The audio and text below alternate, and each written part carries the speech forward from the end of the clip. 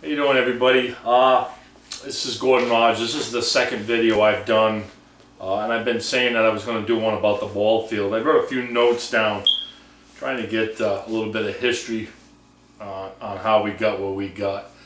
A lot of people are concerned about the ball field going in and having 3 and 4% tax increases the last 4 years. Let me stop by saying nobody's taxes at all have gone up on their vehicles or houses on any monies that were spent for the ball field. Now we'll start back in 2008. It was presented to the taxpayers to purchase the land for a more centrally located ball field. I wouldn't have chose the land. Being in construction, it wasn't even close to being flat, and I'll get into the cost of developing it in a little bit. But in 2008, it was brought to the taxpayers to be purchased, and I believe it was around $75,000, plus there might have been some engineering costs going to it. Now, where did that money come from? Well, it didn't come from raising the taxes. It's actually kind of unique. There's a fund that's designated when anybody subdivides any land in the town of Foster. There's a heavy tax levied, and it's in lieu of subdivision fees. So let's say somebody takes a 50-acre parcel of land, and kind of the forefathers were really smart in doing this.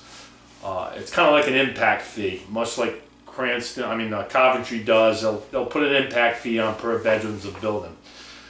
But this is a tax on anybody who subdivides a piece of property. Say they're going to subdivide a large frontage of land, and they're levied a hard tax. And that tax is set aside, and it was approved by the taxpayers to be done this way.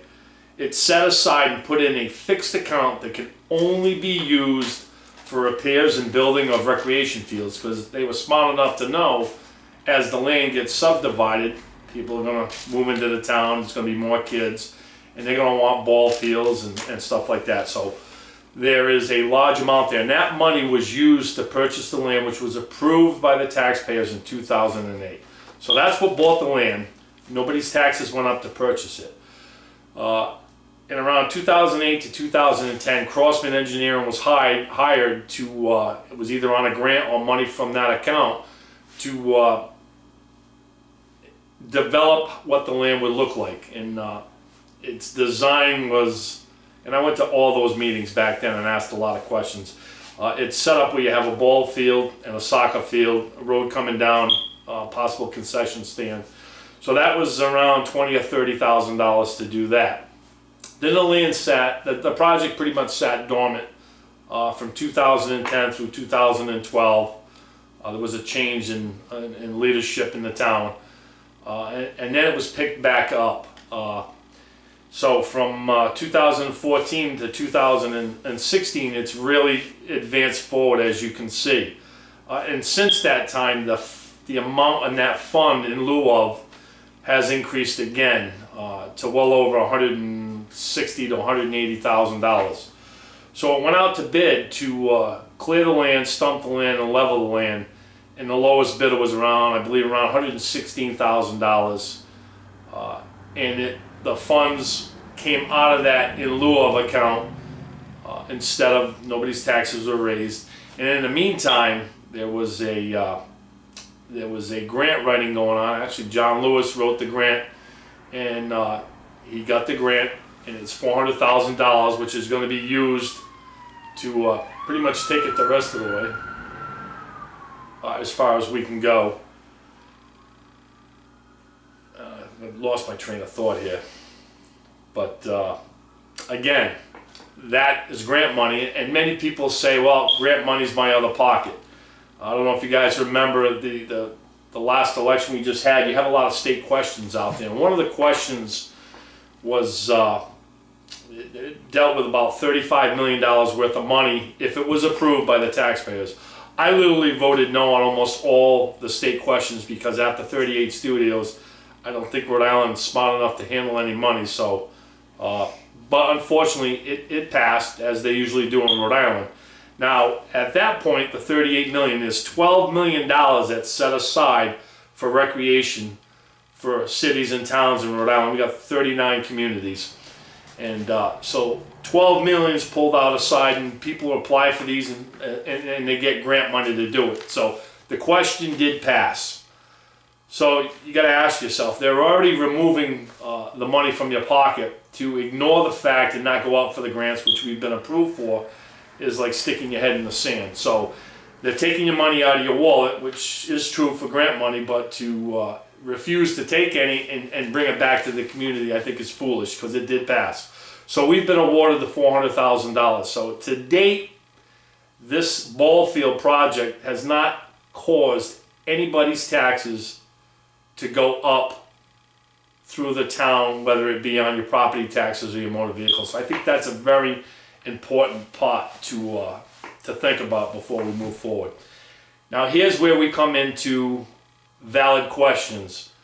Can we afford more than one ball field? Once this one gets done, it's going to be a larger facility. We have the Woody Loudon, which has a walking track and a playground and a ball field, and a log cabin that's used. The seniors are very, very good with it. They use it. Recreation use it. The Boy Scouts have a long-standing history that I believe actually almost built the place from the ground up.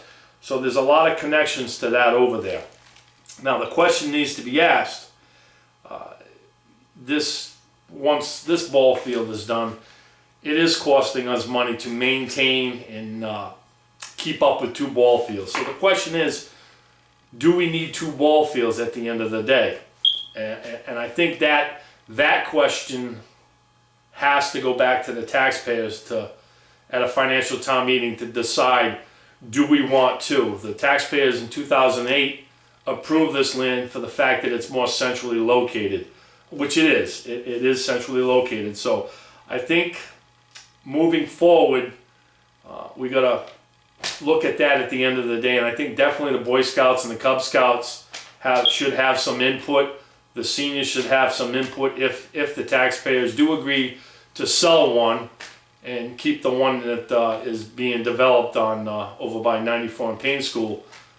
There's a long road ahead of us, but I just wanted to get the facts out there so people understand that nobody's taxes have gone up so far on the project that's moving forward, and I guess that's about all I have as input. So if you have any questions that I might not have touched on, and there are a lot out there, please, by all means, once you see the video, just throw the questions out there, and I'll try and answer them as best as I can.